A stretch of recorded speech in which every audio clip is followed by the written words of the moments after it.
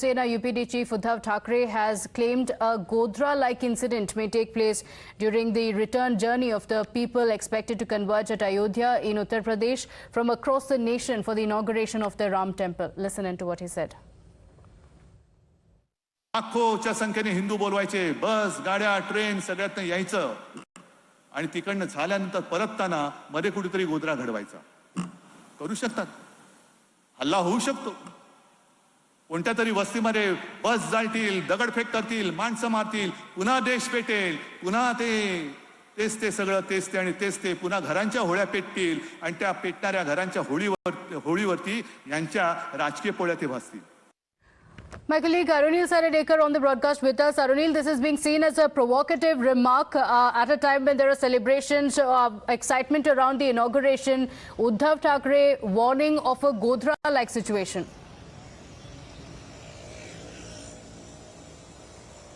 Well, this is very significant. The reason for that is Uddhav Thackeray basically making these provocative statements when he was present at a rally in Jalgaon.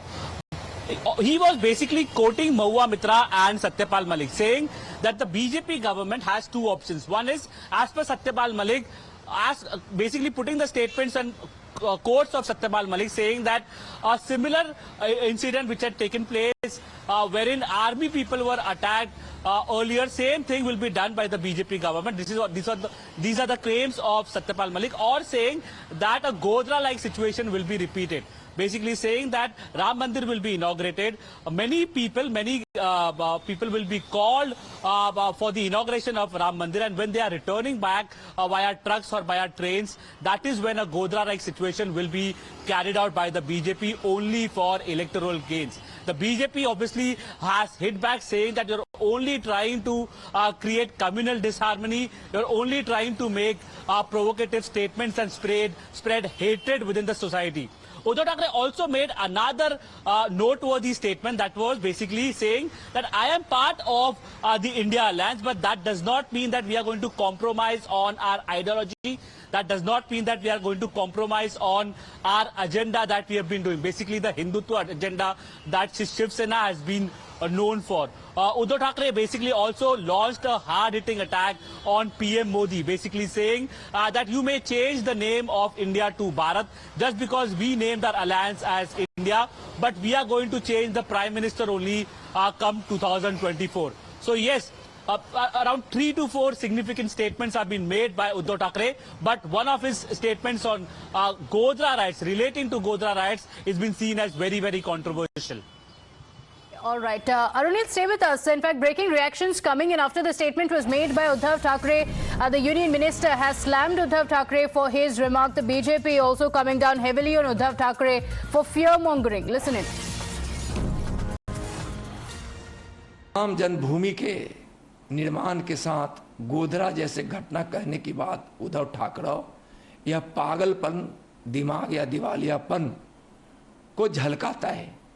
लेकिन राम के जन्मभूमि पर मंदिर बनने से विवाद होगा और गोधरा जैसा कांड होगा, तो शायद गोधरा जैसी कांड कराने के लिए अगर कांग्रेस के राहुल नेता उद्धव ठाकरे या महागठबंधन के कोई लोग चाहते हैं, तो समझिए कि महागठबंधन, घमटिया गठबंधन का वह आखिरी दिन होगा, राजनीति समाप्त होगा. मेरे समझ में नहीं आ रहा है कि इनके ऐसे दिमाग से कैसी बातें निकलती है.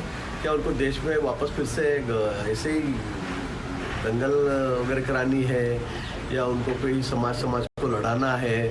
एक जिम्मेदार एक सीएम वो है उद्धव जी, और जब ऐसी बेहुदा बातें करते हैं तो मेरे समझ में नहीं आता कि उनके बारे में मैंने क्या कहना, टिप्पणी करना चाहिए.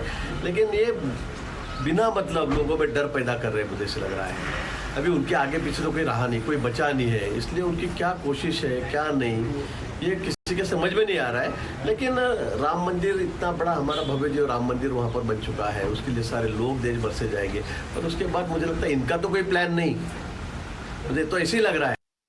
But while the BJP slammed Uddhav Thackeray for his statement, the Congress party defended it.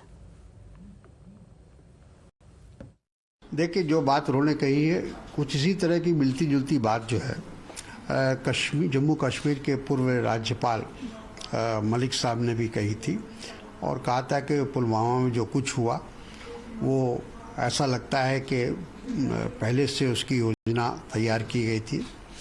और ठीक है, उद्धव ठाकरे जी भी कह रहे हैं कि हो सकता है, क्योंकि ये चुनाव के बहुत नज़दीक होगा 2024 के लोकसभा, तो